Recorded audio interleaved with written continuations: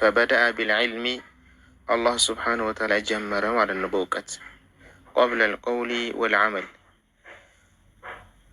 ከመናገር እና ከመስራት በፊት ይወቃሉ ረሱልን ሰለላሁ ዐለይሂ ወሰለም ማለት ነው። ስለዚህ አላህ ስብሓነሁ ወተዓላ መጀመሪያ ያወረደው ኢቅራእ ነው። ኢቅራእ ማለት አንብበህ ተረዳ ማለት ነው። መጀመሪያ ኢዕለም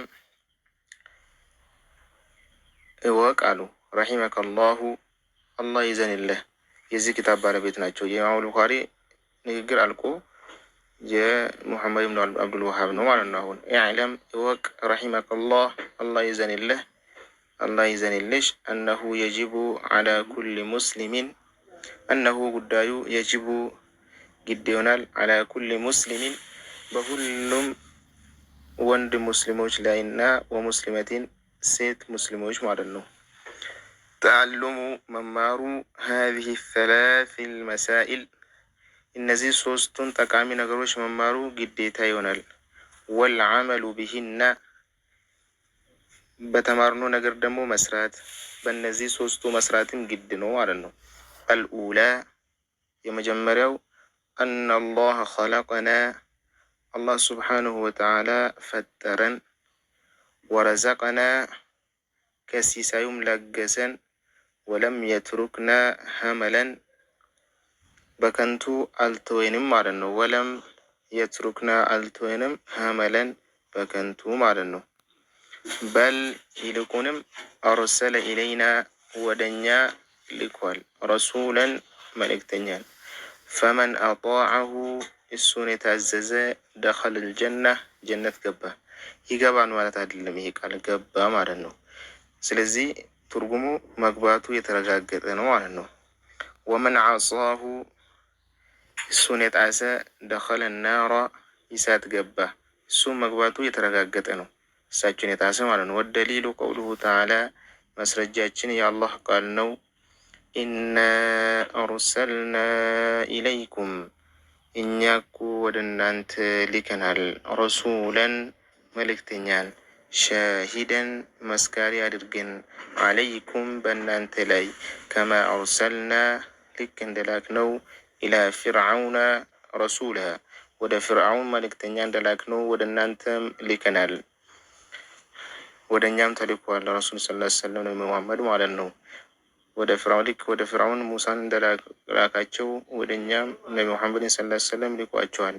ፈዐሳ ጣሰ ማለት ነው ፍርዓውን አረሱላ መልእክተኛን፣ ፈአኸዝናሁ ያዝነው፣ አኽዘን መያዝን፣ ወቢለን ብርቱ ማለት ነው። ፍርዓውን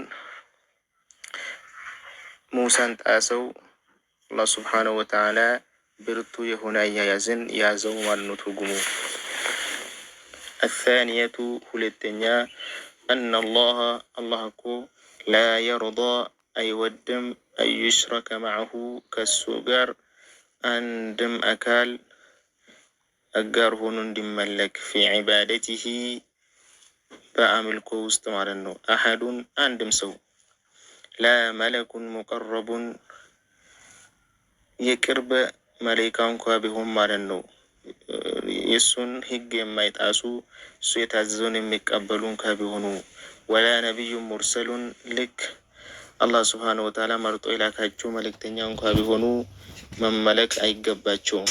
ወደሊሉ ቀውሉሁ ተዓላ መስረጃው የአላህ ቃል ነው። ወአነ ልመሳጅደ ሊላሂ መስጅዶች እኮ የሰላት ቦታ የአላህ ስብሓነሁ ወተዓላ ናቸው። ፈላ ተድዑ አትጣሩ መዐላሂ ከአላህ ጋር አሐደን አንድንም አካል ማለት ነው። አሳሊሰቱ ሶስተኛ አነ መን አጣዐ ረሱላ መልእክተኛውን የታዘዘ፣ ወወሐደ አላህን በብቸኝነት የተገዛ፣ ላ የጁዙ ለሁ አይበቃለትም አይፈቀድለትም፣ ሙዋላቱ መውደድ፣ መን ሓደ አላህ ወረሱለህ አላህንና መልእክተኛውን ጠላት አድርጎ የያዘ አካልን መውደድ አይፈቀድላቸውም ማለት ነው። እንግዲህ አላህንና መልእክተኛውን ታዞ አላህን አንድ ያደረገ አንድ አካል አላህ ስብሓነሁ ወተዓላን የጠላ አካል መውደድ የለበትም ማለት ነው። ወለው ካነ አቅረበ ቀሪቢን ቢሆኑ እንኳ አቅረበ የቅርብ ቀሪቢን የቅርብ እንኳ ቢሆን ማለት ነው። ወደሊሉ ቀውሉሁ ተዓላ ማስረጃችን የአላህ ቃል ነው። ላተጂዱ ቀውመን አንድን ህዝብ እኮ አታገኝም ዩእሚኑነ ቢላሂ በአላህ አምነው ወልየውም ልአኽሪ በመጨረሻውም ቀን አምነው ይዋዱና የሚወዱ ሆኖ ማለት ነው። መን ሓደ አላህ አላህን ጠላት አድርጎ የያዘ ወረሱለሁ መልእክተኛውንም ጠላት አድርጎ የያዘ የሚወዱ ሆኖ አታገኛቸውም። ወለው ካኑ ቢሆኑን ከአባአሁም አባቶቻቸውን ካቢሆኑ አው አብናአሁም ልጆቻቸውን ካቢሆኑ አው ኢኽዋነሁም ወንድሞቻቸውን ካቢሆኑ ከአላህና ከመልእክተኛው አስቀድሙ ማለት ነው። አው ዓሺረተሁም የቅርብ ዘመዶቻቸውን ካቢሆኑ ኡላኢከ እነዚያ ማለት ነው ሙእሚኖች ከተበ ፊ ቁሉብሂሙል ኢማን አላህ ሱብሓነሁ ወተዓላ በልቦቻቸው ውስጥ ኢማንን ጽፏል። ወአየደሁም ያው እነሱንም አጠናክሯቸዋል። ቢሩሒን ሚንሁ ከሱ በሆነው ጥንካሬ ማለት ነው። ወዩደኺሉሁም ያስገባቸዋል ጀናትን ተጅሪ ሚን ተሕቲሃ አልአንሃር ጀነቶችን ማለት ነው። ተጅሪ የሚፈሱ ሚን ተሕቲሃ ከስሮቻቸው አልአንሃሩ ወንዞች ኻሊዲነ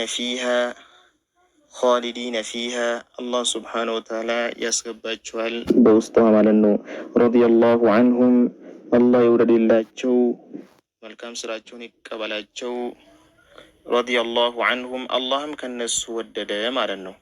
አፍዋን አላህም ከነሱ ወደደ። ወረዱ አንሁ እነሱም ከአላህ ወደዱት ማለት ነው። አላህ የሰጣቸውን ነገር ወደዱት።